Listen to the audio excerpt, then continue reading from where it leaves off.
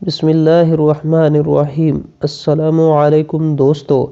امام ابو حنیفہ رحمۃ اللہ علیہ دیگر علماء کے ساتھ ایک ایسے آدمی کی دعوت ولیمہ پر تشریف لے گئے جس نے اپنی دو بیٹیوں کا نکاح دو بھائیوں سے کر دیا تھا۔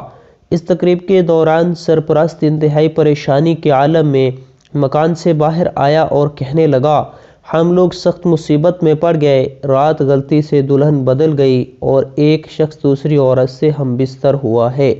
سفیان رحمۃ اللہ علیہ نے فرمایا، کوئی مضائقہ نہیں۔ حضرت عمر معاویہ رضی اللہ تعالیٰ عنہ نے اسی طرح کا ایک سوال بھیجا تھا۔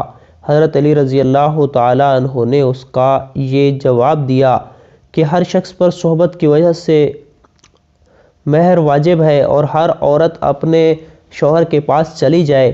لوگوں نے اس جواب کو پسند کیا۔ امام ابو حنیفہ رحمۃ اللہ علیہ خاموش تھے۔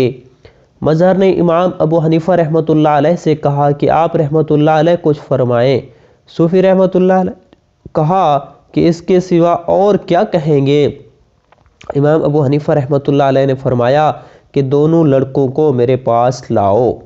دونوں حاضر کیے گئے تو آپ رحمۃ اللہ علیہ نے ہر ایک سے پوچھا کہ رات تم جس عورت کے پاس رہے وہ تم کو پسند ہے؟ دونوں نے ہاں میں جواب دیا۔